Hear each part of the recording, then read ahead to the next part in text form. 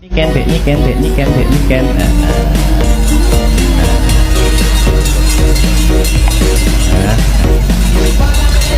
Ngembang ya, untuk ya.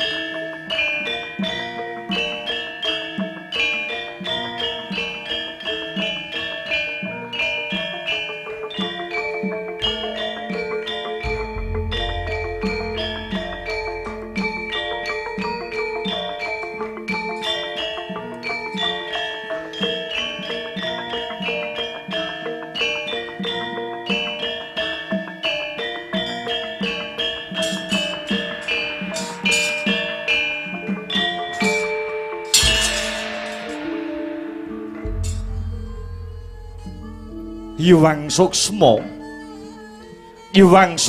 nomangadi Iwang Suksma nomangadi linuwih payungana marang panjenenganing sun sumrambahe para warga Gung ingkang mapan ana ing negara Ngamarta.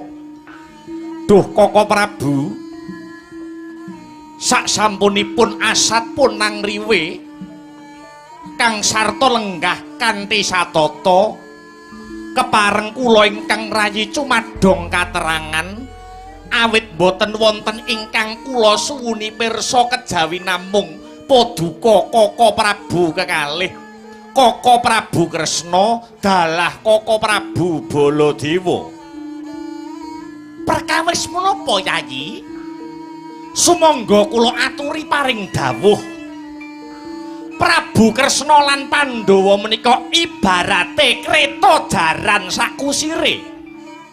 Kreta jarane Pandhawa kusire Ratu Dwaramati ingkang kanthi mekaten menawi wonten ruwet renteng ingkang dipun sandang kalian kadang para Pandhawa sampun sakmajipipun kula nderek hangu dari ruwet hamadangaken pepeteng. Sumangga kula aturi ambabar pangandikan Yayi ingkang raka ing Mandura nedya ngangklungaken jangga nilingaken karna nengga rumentah sabda pangandikanipun Yayi Aji Puntadewa.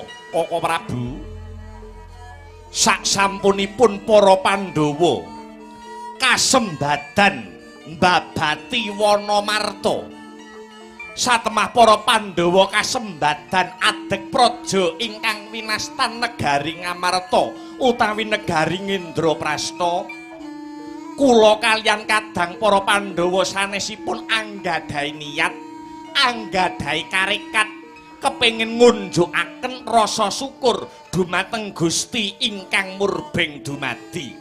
Inggih, lha lajeng liripun kados pundi Yayi? Duh Koko Prabu, Sabta Ari Kawuri kula nampi wangsit ingkang dumeling ing karna wangsit kala wau saking pukulun Bathara Indra. Inggih awit pukulun Bathara Indra ingkang yasa wujudipun bumi Wanamarta menika ingkang sakmangke sampun binangun dening para Pandhawa ngantos dados kraton ingkang endah lan edipeni. Pukulun Bathara Indra paring dawuh minangka tandha syukur binanguning negara Ngendraprasta menika para Pandhawa dipun keparengaken ngawontenaken adicara upacara syukur kanthi srana para Pandhawa kinen ngawontenaken upacara syukur ingkang sinebat sesaji Raja Suya. Duh Koko Prabu,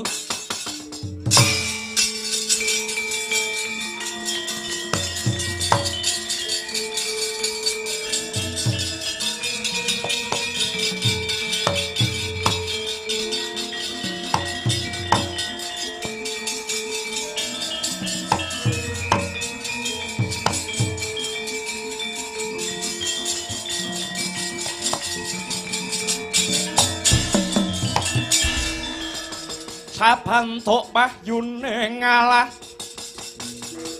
giya tumelah mangolah ngelmu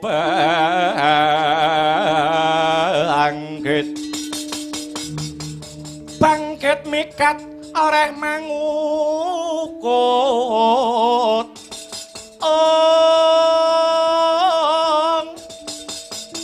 kukutaning Siwangga yen mangkono patut sinebut wong sepuh lire sepuh sepi hawa awas ora ning atunggil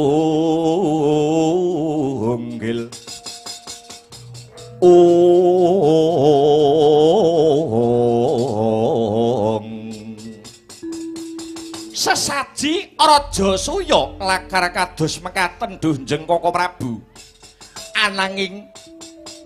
ananging pukulun Bathara Indra ugi paring dawuh babakan syarat sarana lumadining upacara syukur sesaji Raja Suyakala wau ingkang rayi kinen nyadong dawuh dhateng paduka Kaka Prabu ing Dwarawati. Pramila duh Kaka Prabu kadosa pundi?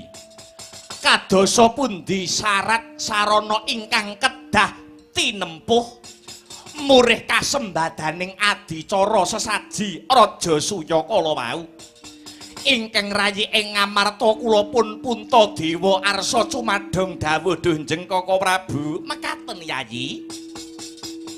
Selaras kalian paduka Yayi Punta sak pendawane ingkang kepengin ngadani upacara syukur sesaji Raja Suyakala wau. Pranyata punika gegayuhan ingkang sae. Pranyata menika gegayuhan ingkang luhur. Lah ewa dene syarat sarana kagem mujuti lumadining sesaji Raja Suyakala wau cacahipun wonten 3.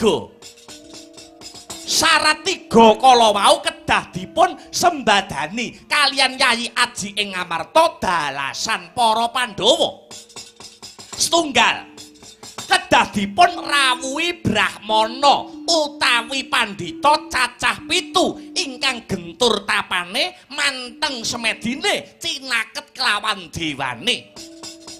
Punika syarat ingkang angka setunggal. Lah dungkap syarat ingkang angka kalih kedah dipun rawuhi ratu cacah 100 negari ingkang kanthi lila legawa gambira marwata suta minangkani undanganipun Yayi Prabu ing Ngamarta ingkang mawi boten sarana kepeksa.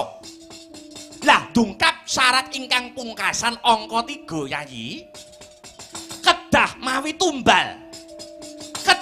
tumbal utawi pangurbanan wujudipun Ratu Angkara Murka. Maknanipun Yayi Prabu Puntadewa dalasan Pandhawa kedah mejahi kudu mateni ratu ingkang dados sukertaning jagat. Waton syarat 3 kala wau saged dipun pinangkani. Jengandika Yayi Prabu Puntadewa sak pandhawane saged kasembadan anggenipun ngadani upacara syukur sesaji Raja Suyakala wau Yayi.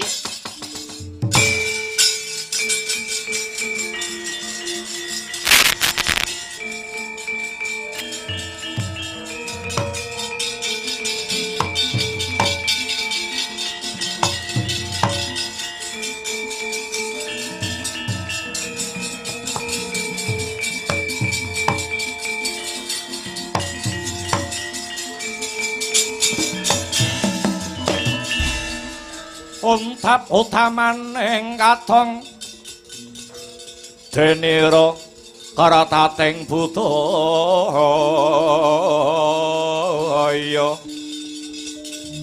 denira karatating budaya angin nait yasing dase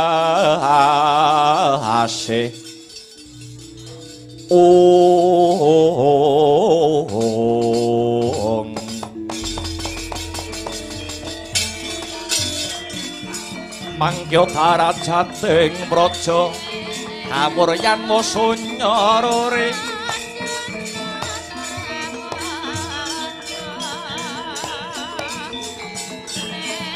ora pangrehing ukara karana tanpa palupi hasilar silastuti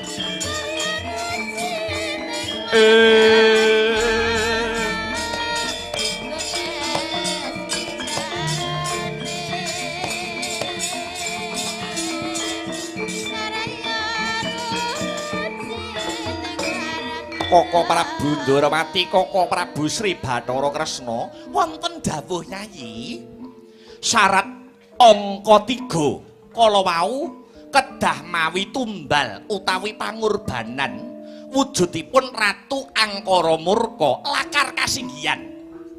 Yayi Prabu Puntadewa dalasan para Pandhawa kedah mejahi ratu ingkang dados sukertaning bawana. Lajeng sinten Nalendra angkara murka ingkang dados sukertaning jagat kala wau Dunjeng Koko Prabu. Yayi, Ratu angkara murka ingkang dados sukertaning jagat boten wonten sanes kejawi ratu ing negari Giri Bajra. Jejulukipun Prabu Jarasandha.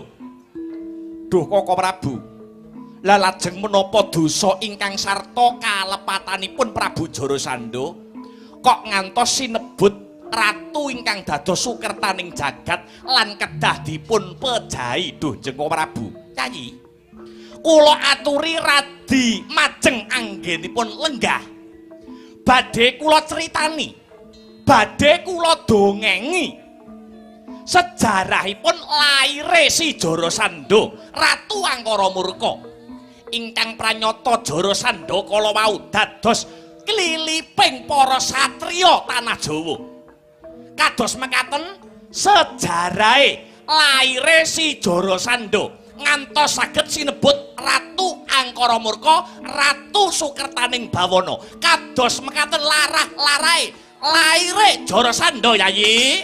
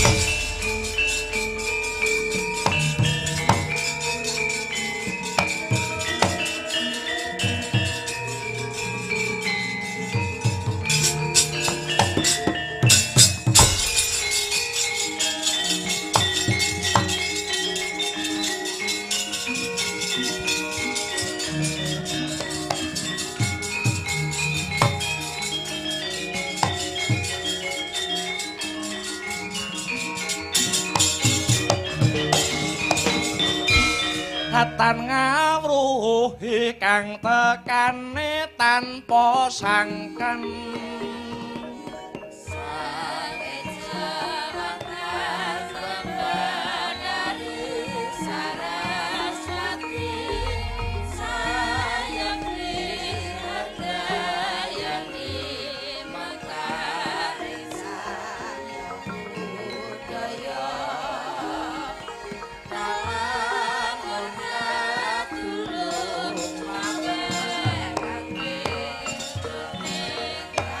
Rembulan ndelik ana gundukaning mega ingkang wasirna putihe.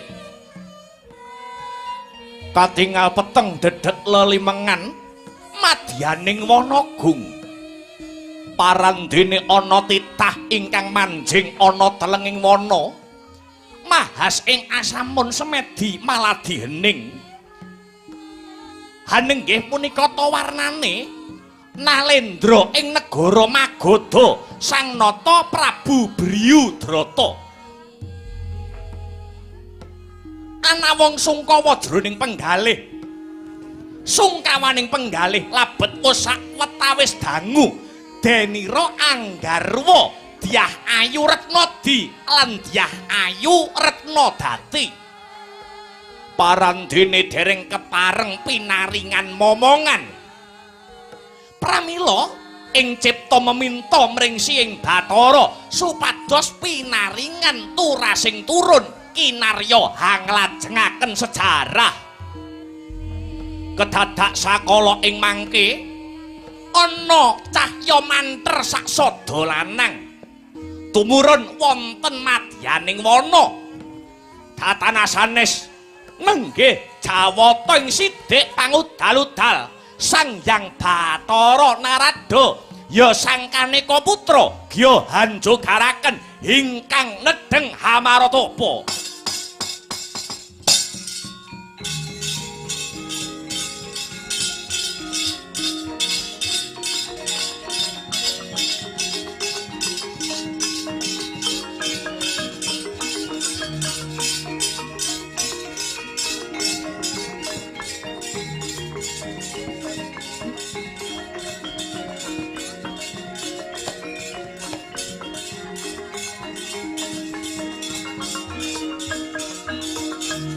Bryudrata.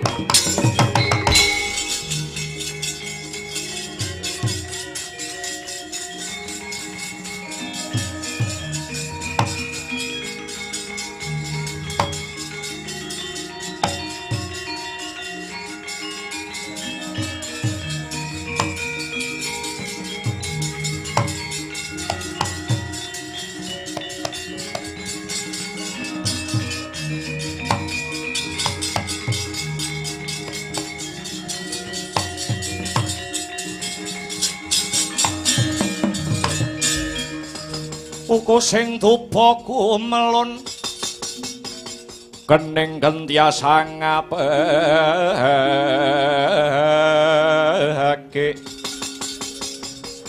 kawengku sagung jajahan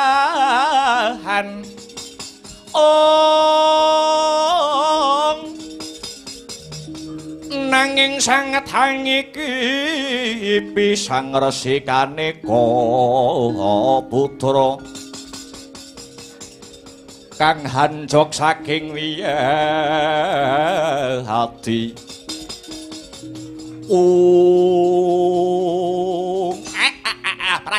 praginjang pak wong buk bolong kali codhe ngetani line aja kaget yo ngger.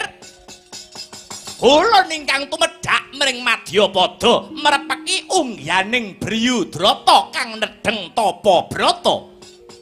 Waduh pukulun andadosaken kejot raos sing manah keparengaken kula ngaturaken sembah bekti kula kunjuk wonten sahandhap pepada paduka Hyang Adi Pukulun sang Kaneka putra. Ya wis ulun tampa gawe bombonging tias ulun.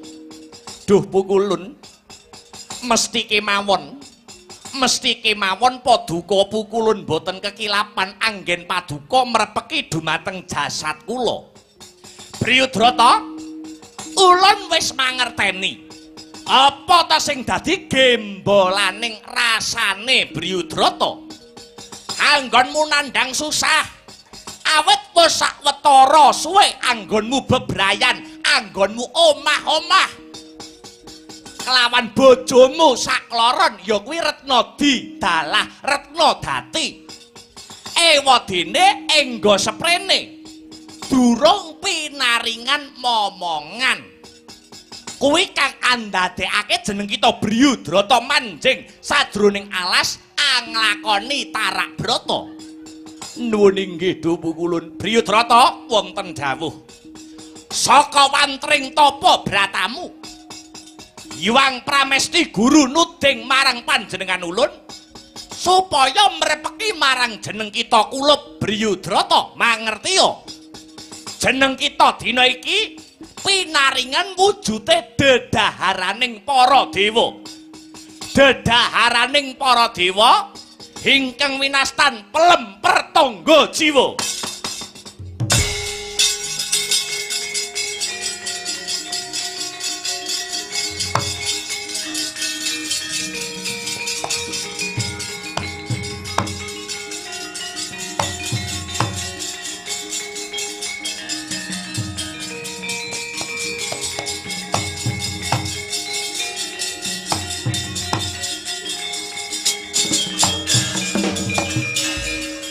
An samar pamoring suksma sinuksma ya winahya ing ngasepi sinimpen telenging kalbu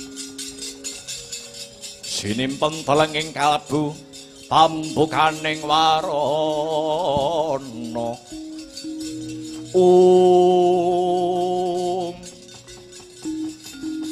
pelemper tangga jiwa pancen kapara nyata Lalajeng gandeng cenengipun menapa pelemper tangga jiwa kala wau kaliyan kula ingkang dereng gadah momongan. Briyudrata, pelemper tangga jiwa ingkang minangka dadi dedaharaning para dewa iki gawanen kondur ana negaramu Giri Bajra. Sakwise mangkono garwa kita sakloron kinendahar wujute pelemper tangga jiwa iki mau. Kanthi cara mangkono, muga-muga apa kang dadi sedyamu bakale kasembadan, garwamu kekarone bakale nggarbini. Waduh, ngaturaken panuwun ingkang tanpa pepindhan. Dene Paduka Pukulun Narada sampun mudaneni menapa ingkang dados panyuwun kula. Mara gage tampanana wujude pelemper tangga jiwa. Aja suwe-suwe anggon malah dening Balya ana negaramu negara Magadha. Mangestokaken dawuh kepareng nyuwun pamit do Pukulun Bathara Narada.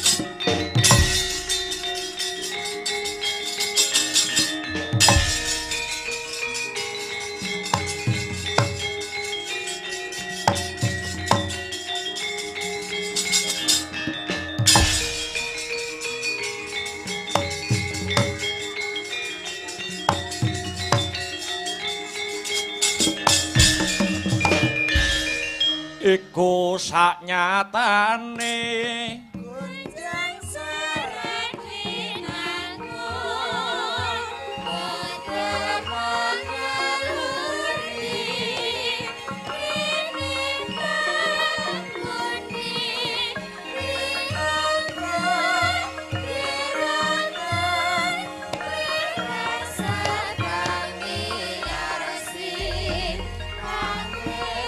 Sasi denang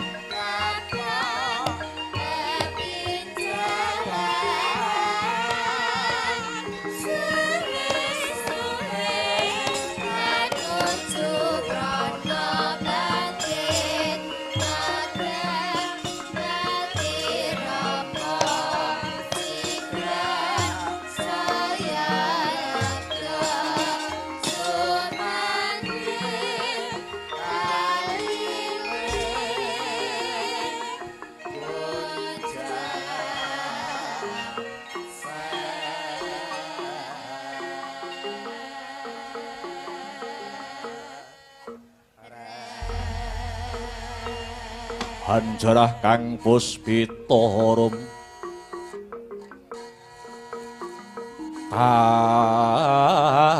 tasiliring samirana mrek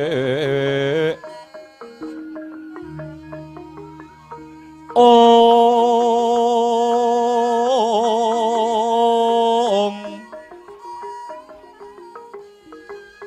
Sekar Kadung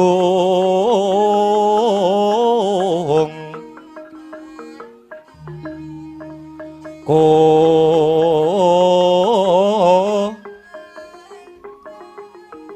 Ngas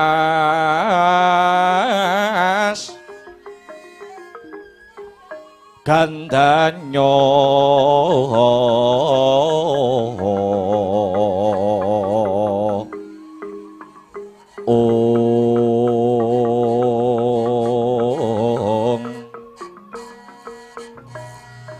maweh raras renaning driya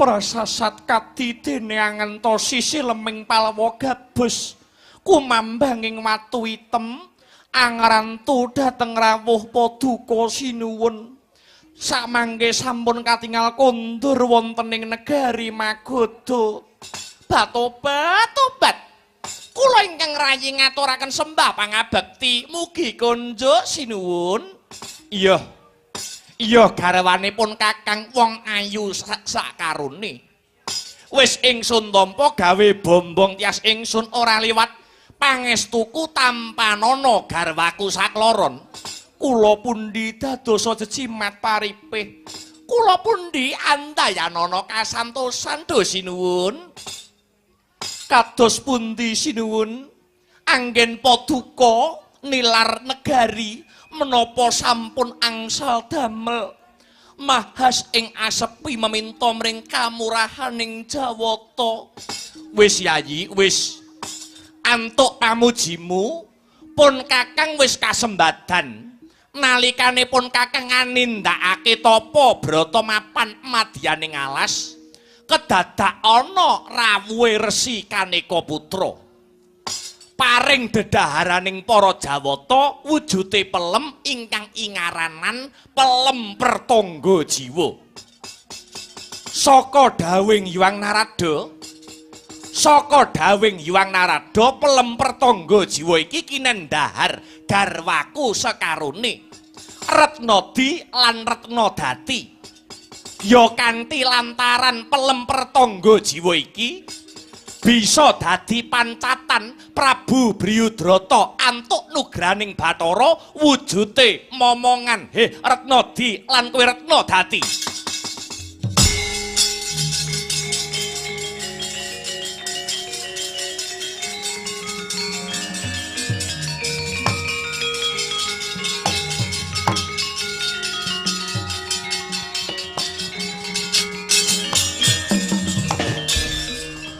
Adya dara-dara miturut anut sumarah mring Gusti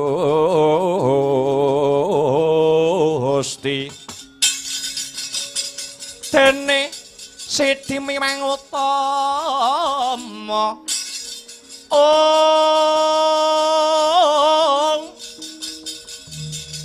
panindak ing praja adil bejo dadi bandara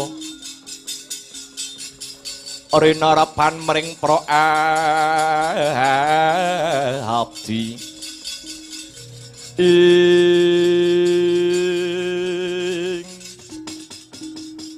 menawi mekaten Sumangga kula kemawon ingkang badhe anedha wujudipun pelemper tangga jiwa kala wau sinuwun.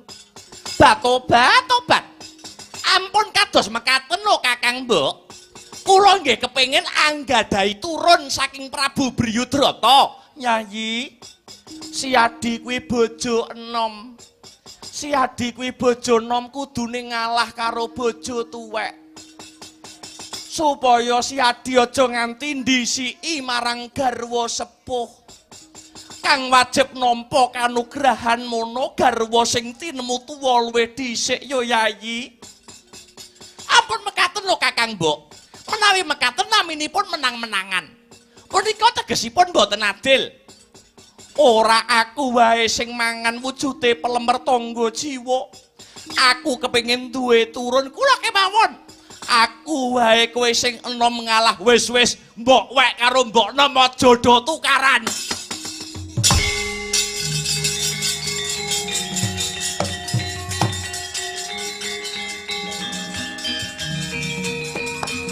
Kula kemawon do sinuwun. Kula kemawon sinuwun. Kula kemawon kula.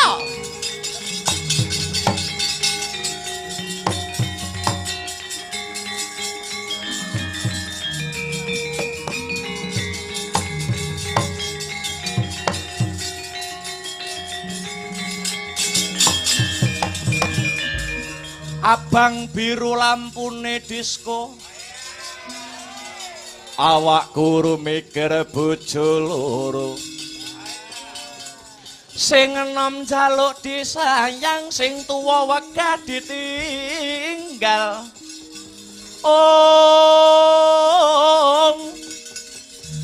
Andum tresno Mas, uga andum wektu. Telung dina mulih rono, telung dina mulih rene, sing sedina kanggo wong liya.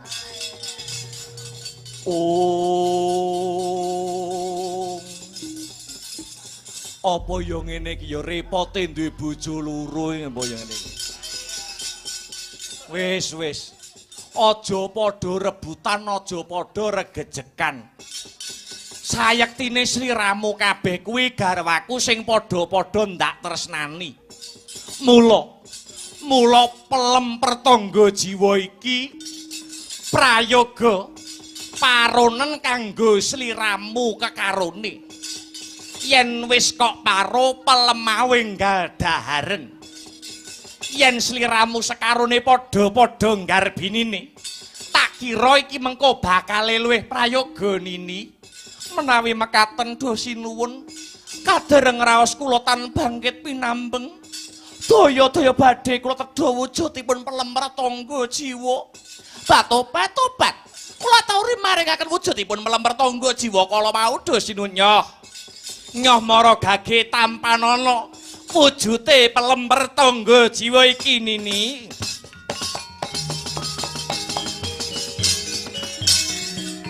Dosa dianing sun Gusti walasodase kaswase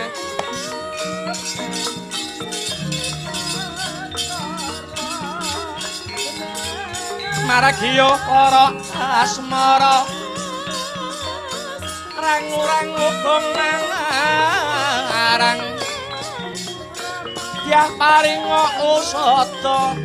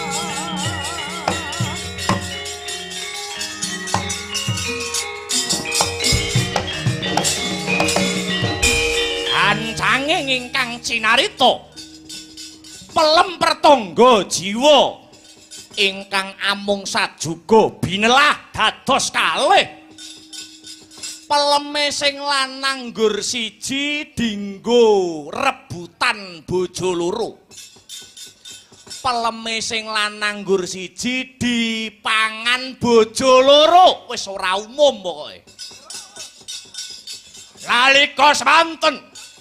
nalika semanten pagedhonganing lampah putri kekalih wis nggarbini lumampahing wekdal sakedheping netra kedhep sapisan sak candra kaping kalih rong candra telung candra papat lima enem pitu wis ngancik wahyaning mangsa kala jabang bayi medal saking guwa garba ucap ana kaelokaning jagat bayi kang den lairake dening garwa kalih mung wujud separo oh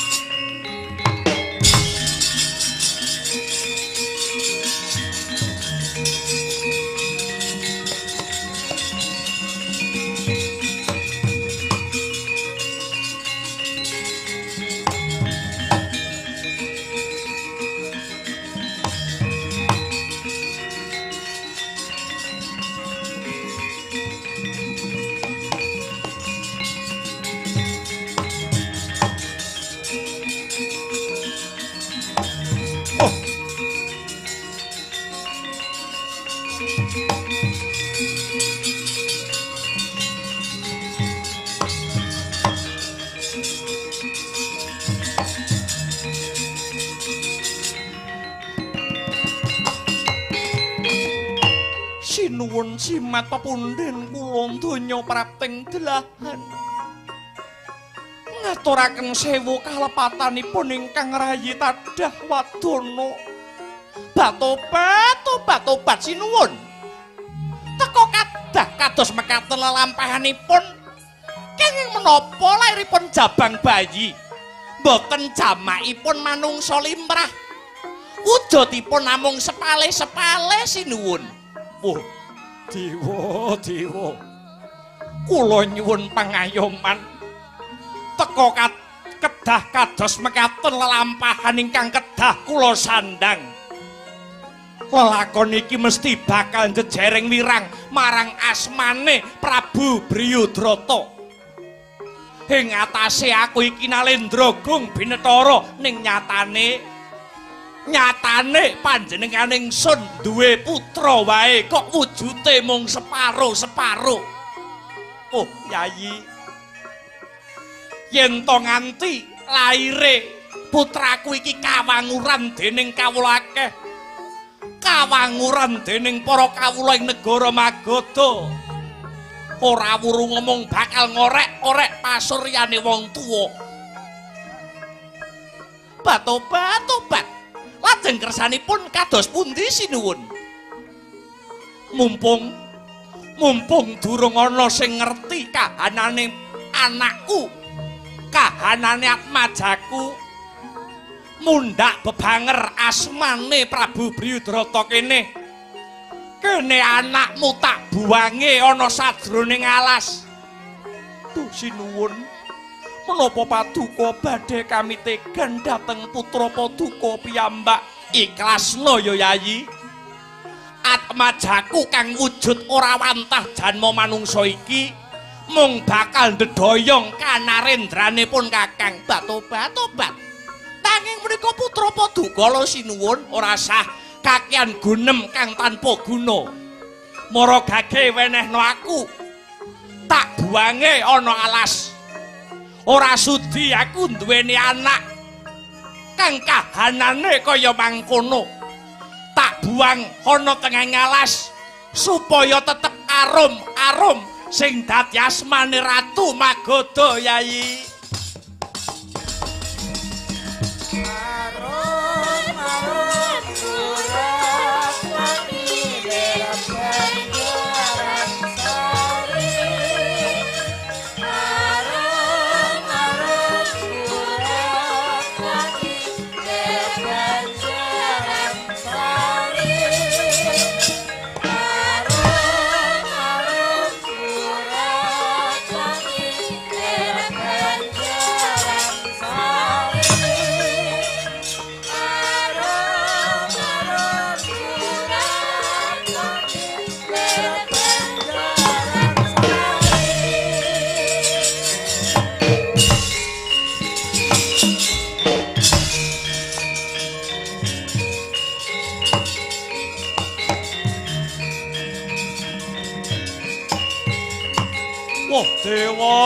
dewa.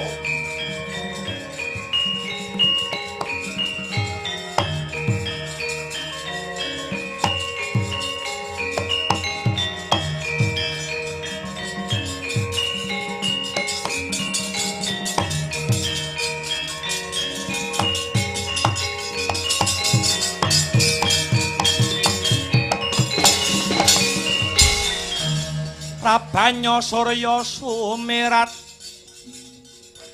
ing samudra miyang Wanadri.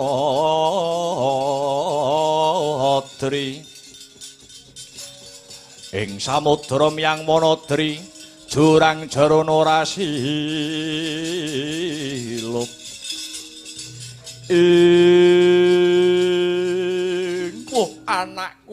Anakku. Senadyan kowe ora wujud manungsa lumrah nanging sejatine atiku banget ora negakake kowe mapan ana ing tengahing alas. Nanging iki mujudake siji-sijining cara supaya ora kawanguran dening kawula sak negara Magadha. Ya, yen pancen iki mengko kowe dikodratake uripa nanging aja nganti ngerti marang wong tuamu. Mundhak ngorek-orek marang pasuryane wong tuwa.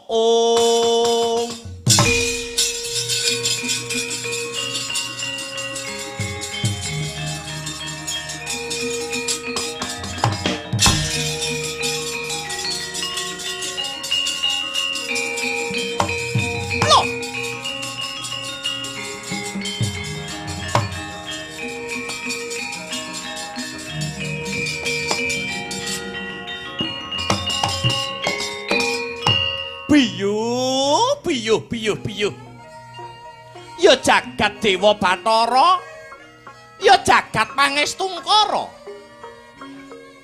Aku Nyai Jara kang mbau reksa alas iki. Wiwit mau aku mambu ana wujuding getih, tak kira getih menjangan kang mati ditubruk macan. Lah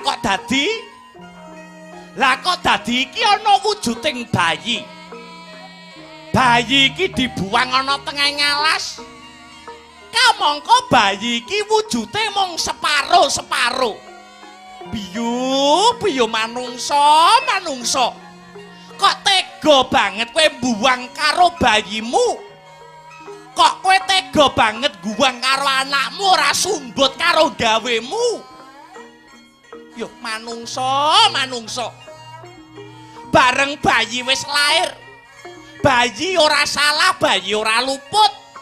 Kok buang sanggon-nggon? Iya. Bayi iki bakale tak reksa. Gandeng wujudmu slewah utawa separo-separo, kowe bakal tak paringi tetenger. Joko slewah jabang bayi.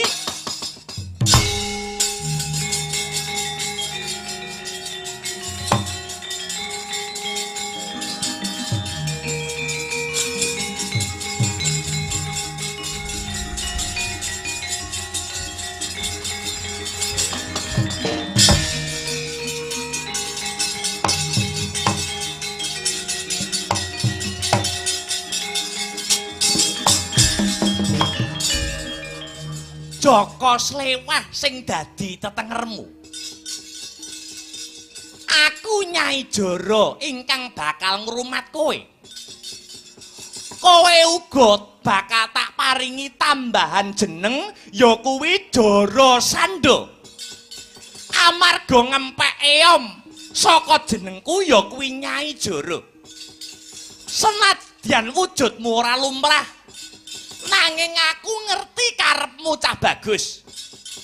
Lambemu wiwit mau jer klomat klamet merga kowe wiwit lair ora nyecep susune ibumu. Yo aku arep nyusoni kok ya wis ora metu. Sepurane ya cah bagus, sepurane ya nang bocah sikit bocah jentara. Aku kepengin dina iki kowe bisa dadi manungsa sing lumrah. Manungsa sing utuh. kowe bakale tak dusi nganggo banyu gege. Tak dusi nganggo banyu gege supaya age enggal gedhe. Sinartan aku nyuwun marang sesembahanku Bathara Kala ya Sang Hyang Ludra. Supaya wujudmu bisa kaya manungsa lumrah ya Nang.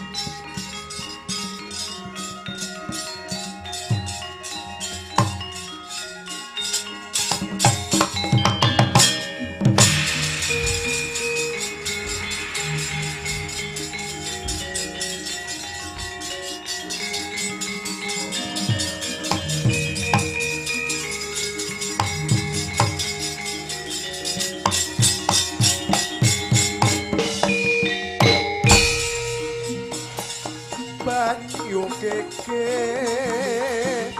nuwuhaken ing bebayu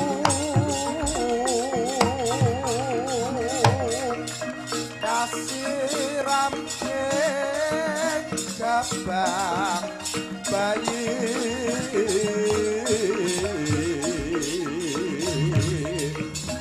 apresepsi lan kalaku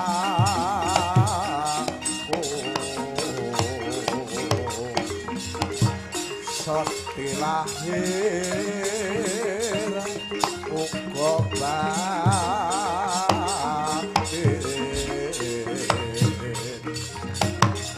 kancare sang jara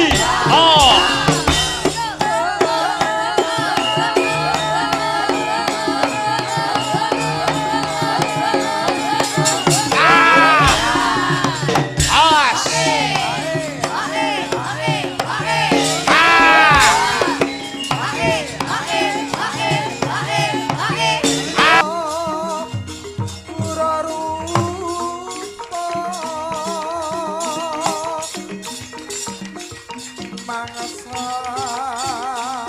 sakti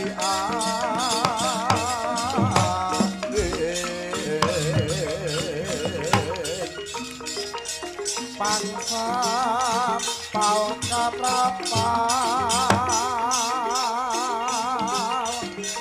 selo selo kapal rasa satu lumayu mangungsi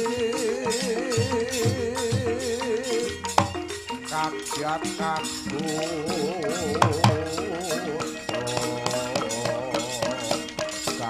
joko joko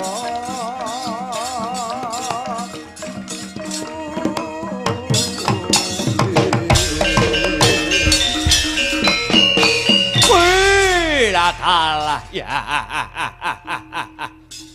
Biung ana apa ngger Jara Sandha miturut kandhane Biung Jara Sandha iki mung anakmu pupon mung anakmu angkat lah banjur wong tuaku sing sejati iku sapa blakakno Biung Jara Sandha piye mangerti yo kowe kuwi sejatine dudu putraku nanging kowe kuwi putrane Nalendra ing Magadha Prabu Briyudrata Prabu Briyudrata iya lho yen ngono aku iki sejatine anak ratu iya kowe kuwi putra Nalendra Jara Sandha ewadene ibumu cacah loro ya kuwi sesilih Retnadi lan Retnadati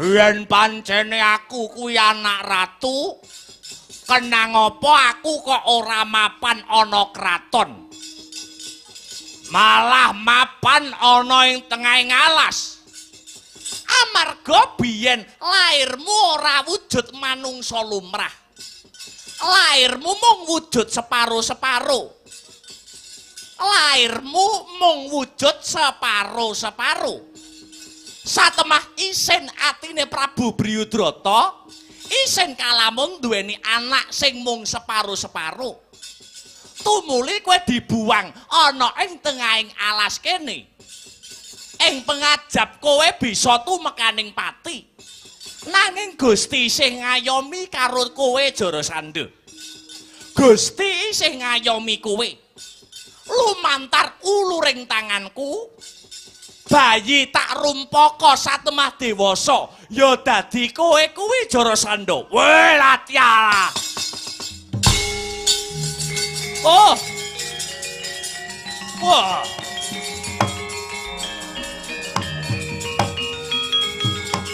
wah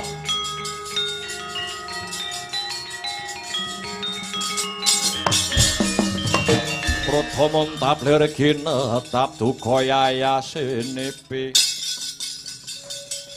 Jojo bang mawinga-winga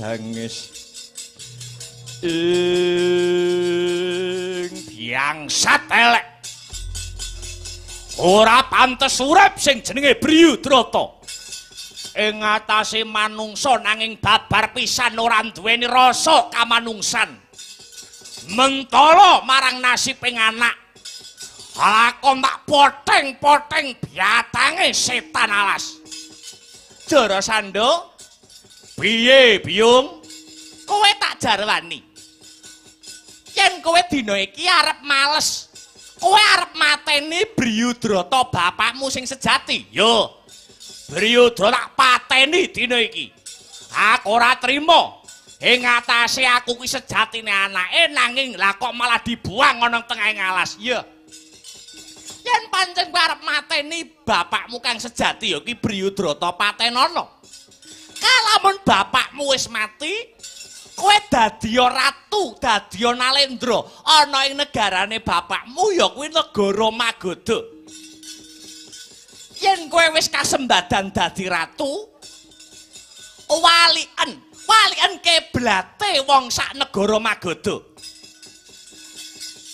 Sing maune ya kuwi nyembah marang Gusti kang murbeng dumadi.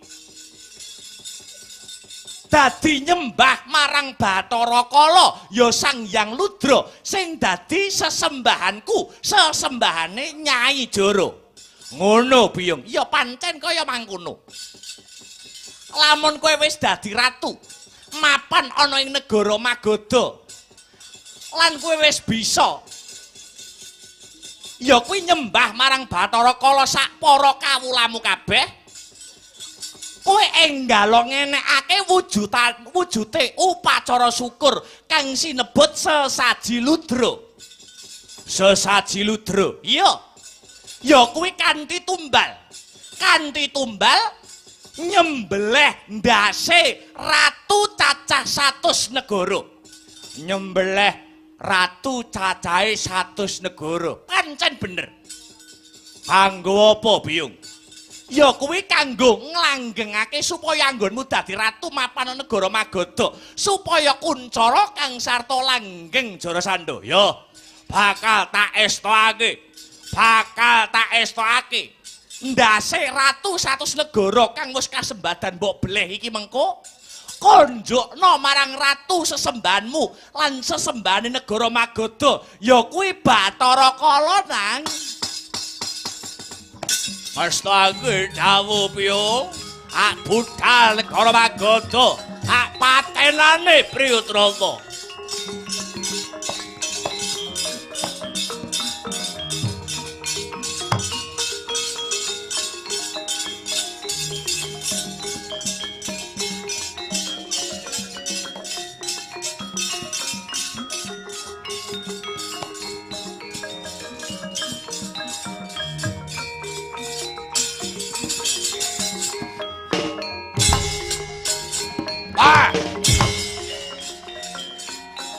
Modiar kowe Priyadrata.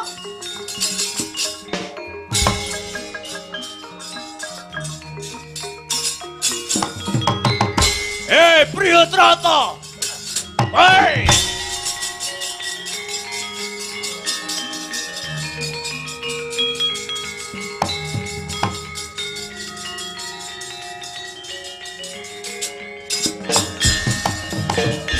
Ngendhek sing dadi lakuku sapa kowe? Aku Warangka pepatih ana negara Magoda. Jenengku Patih Reksa Praja. Patih Reksa Praja, pancen bener. Dampyak ninggal marang tata krama sapa kowe? Aku Prabu Jarasandha. Apa sediamu tumuju marang negara Magoda kene? Aku bakal mateni Ratu Magoda. Ya kuwi si Priyadrata, ratu sing ora duweni jiwa kamanungsan. Kowe lah dalah edan-edanan. Wis sak wajibe patih kaya aku iki ngreksa marang kawibawaning ratu. Kowe wani karo aku, ora gelem sumingkir tekan kene kelakon. Tak ilangi nyawamu Jarasandha. Etian. Hei.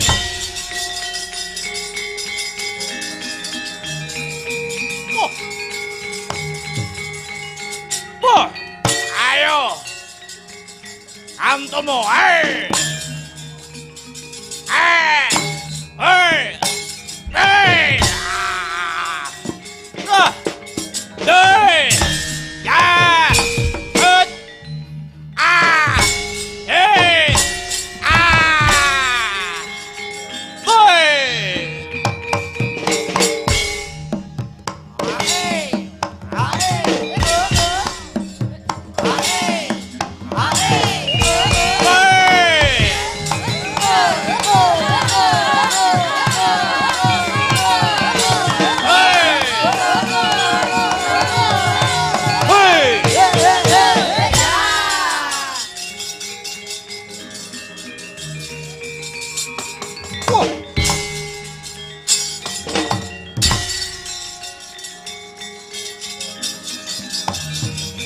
Wah, sapa iki?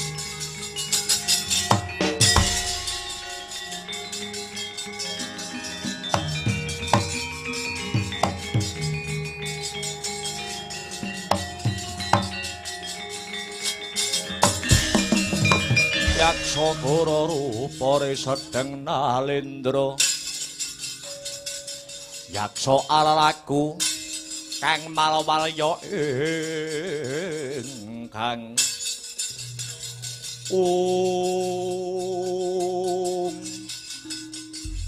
iki sapa iki wanuh-wani ngrusak marang katentremaning negara Magadha jenengku Jara Sandha mestine kowe ora lali mestine kowe ora pikun biyen kowe nate mbuang jejabang bayi kang wujute mung separo-separo anak sing mbok buang saiki wis dewasa jenenge Jara Sandha ya aku iki ayo arep apa kowe oh anakku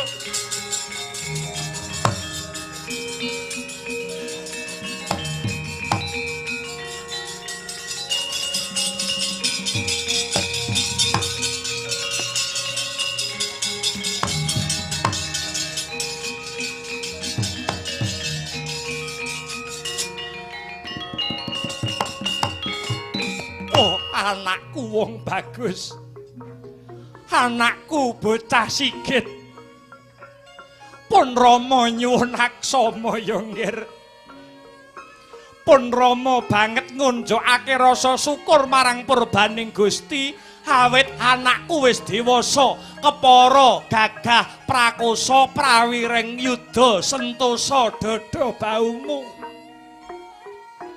pun Rama wis ora rumangsa pun Rama wis rumangsa ora pantes dadi ratu ngendhaleni kendho kenceng ing negara awit aku ngrumangsani nata keluarga wae aku ora bisa mula kanggo srana panebusing dosaku aku bakal lumengser saka negaraku Magadha tumuli kowe ndak wisuda dadi ratu mapan ana Magadha kene Jara Sandha piye aku mbok kon dadi ratu iya ora susah ndadak kok perintah calone ratu ana negara Magadha kuwi ya aku iki nanging aku gelem dadi ratu ana negaramu negara Magadha aku gelem dadi ratu ana Magadha yen mbok wenehi pisungsum gumlundunging diasmu Priyutrata ayo yo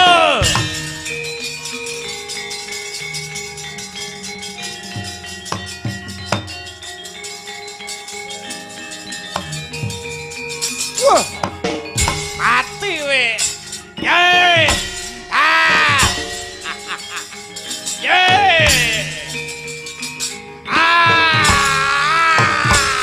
biar ye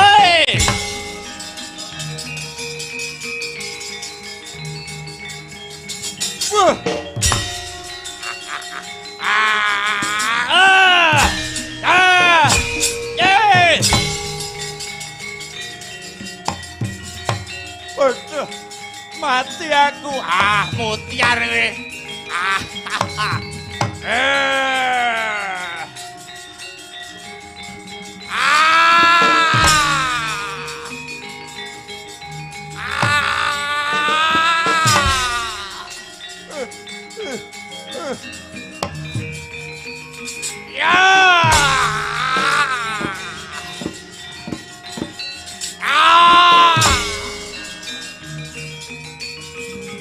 mutiar we jiwa mancing anggap apa kowe leh we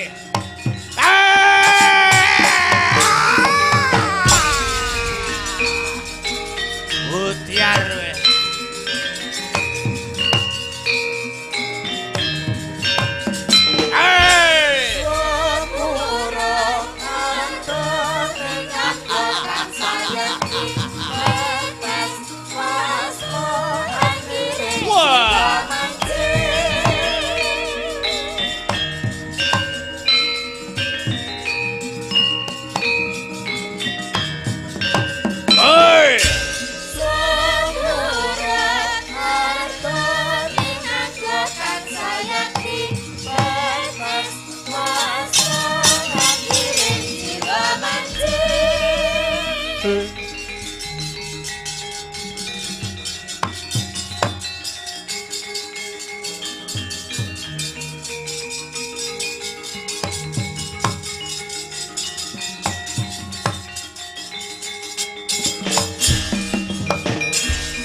Jiar kowe.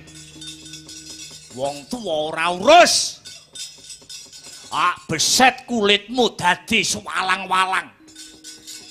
Kulitmu sing wis tak beset-beset. Biakale tak dadekake tambur. Tambur mau tak jenengke tambur Kiai Gurnito. Tambur Kiai Gurnito mau bakal tak papanake ana Gunung Setyaka. Sapa wae sing bakal mlebu ana ing laladan Magoda. Tambur kuwi mau bakale muni dhewe tanpa tinabuh. Iki Ratu Anyar Prabu Jarasandha.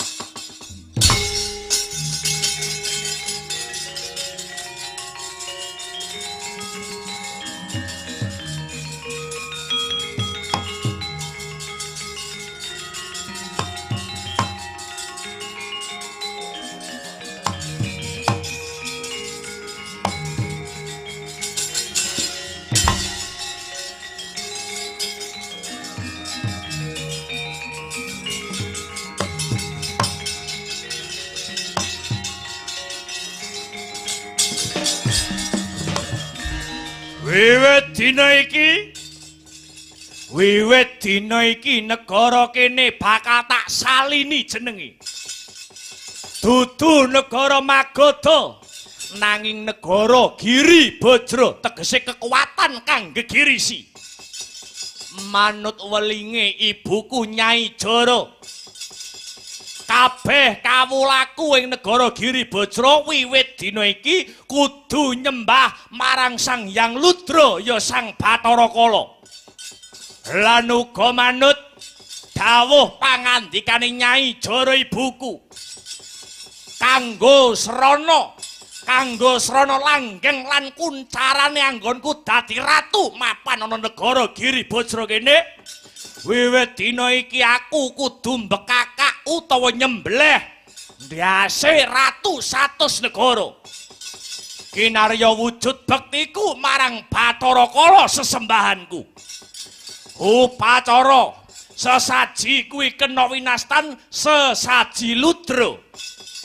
Kanthi cara iki, kanthi caraku nganakake sesaji Ludra, Jarasandha bakal bisa ngrangsang bumi.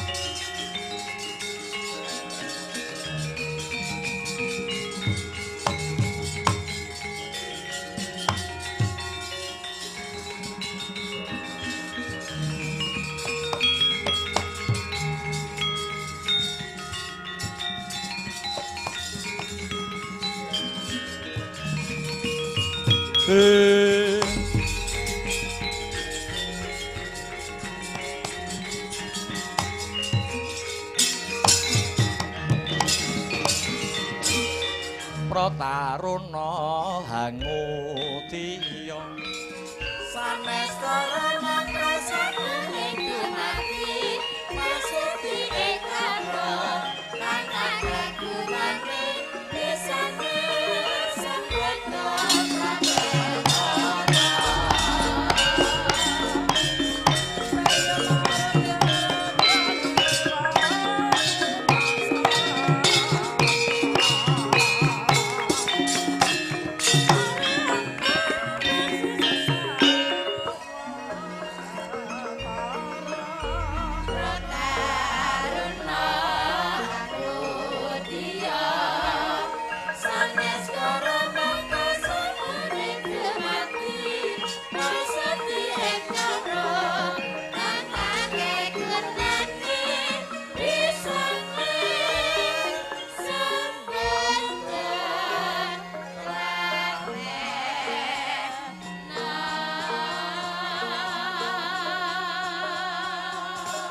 Dados makaten Yayi sejarah lairipun Si Joro Sando.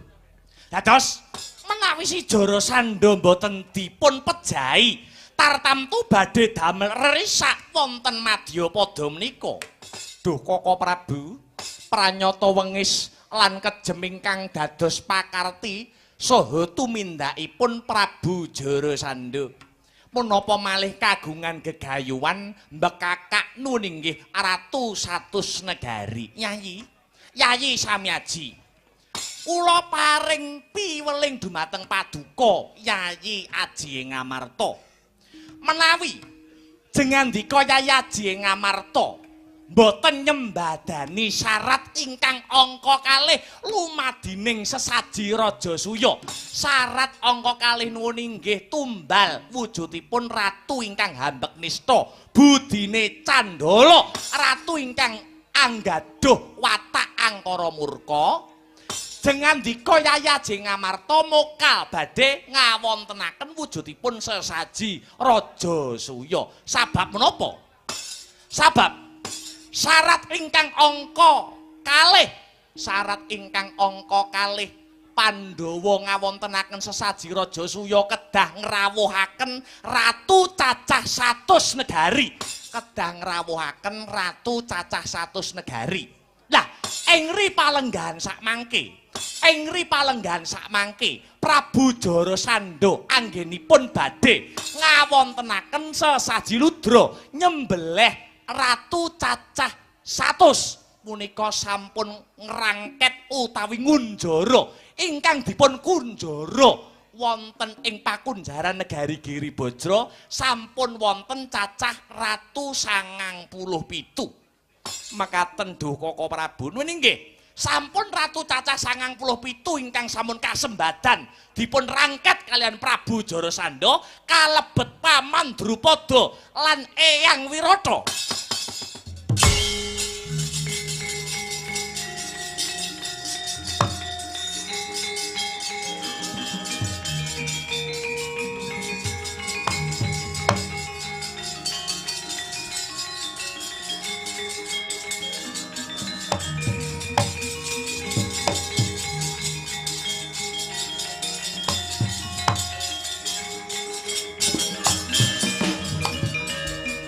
Permara reh mangosomya ngambrengeng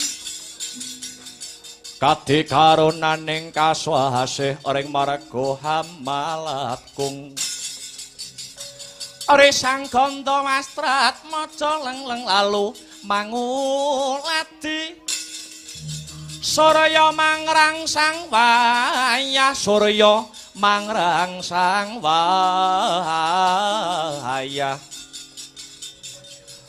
Umya samara mayanto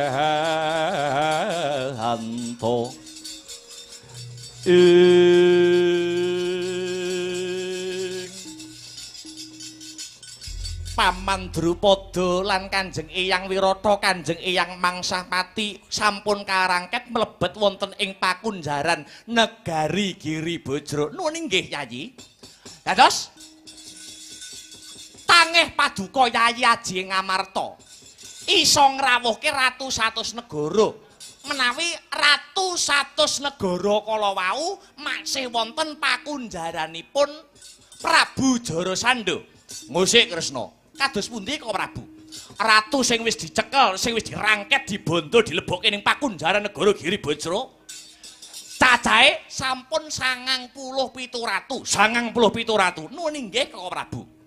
Lah banjur kanggo jangkepe ratu 100 negara Prabu Joro Sando ngepengenake ratu ngendi? Kresna adiku. Kok Prabu piye? Kagem jangkepipun ratu cacah 100 negari mugi kawuningan. Kagem jangkepipun ratu cacah 100 negari ing ripalenggahan sakmangke Si Joro Sando angengken dutanipun. Kagem jangkepipun Ratu 3 kala wau nuwun inggih ingkang angka setunggal Yayi Aji Ngamarta angka kalih panjenengan ingsun pribadi angka 3 jengandika Koko Prabu Koko Prabu Baladewa. Edan aku melu wetungan Kresna. Nuwun inggih panjenengan nggih kalebet ratu rangketan. Edan-edanan. Lajeng menika kedah kados pundi Dunjeng Koko Prabu? Yayi. Gusti sampun paring pituduh kang sarta pepadang. Menawi Jarasandha sak antekipun kedah dipun tumpes. Nuwun inggih. Sawerga ngasirah janma mangsa baranga Koko Prabu amrih prayoganing lampah. Nuwun inggih. Kula anggadahi gagasan kula anggadahi. Nuwun inggih punika ati kula sampun dugamana menawi setitik wanci malih prajuritipun Jarasandha badhe dumugi wonten ing tapel wates negari Ngamarta. Nuwun inggih. Lah lajeng kersa paduka Werkudara lan paduka Koko Prabu Baladewa. Wah, jlitheng Kresna kakangku kepiye? Piye Kresna? Kowe Yayi Werkudara lan jengandika Koko Prabu Mandura Koko Prabu Baladewa. Kula utus dinten sakmangke manunggalaken barisan. Prajurit Ngamarta, prajurit Dwarawati, prajurit Mandura kudu manunggal dadi sawiji. Ngadepi prajurit saking negari Giri Bajra. Nuwun inggih wadya balanipun Prabu Jarasandha ingkang sakmangke badhe tumeking wonten ing tapel wates negara Ngamarta. Ya. Jarasandha patenan dhewe. Prajurite Jarasandha sawa tak dadakane Kresna. Nuwun inggih ngestaken dawuh Koko Prabu. Koko Prabu kados pundi Yayi? Mugi antuk pangasih. Mugi antuk pangasih saking Gusti ingkang Maha Asih. Perkawis babakan syarat sarana utawi pitukon lumadining sesaji Rajasuya badhe kula borongaken sawetahipun dumateng Jeng Koko Prabu ing Dwarawati.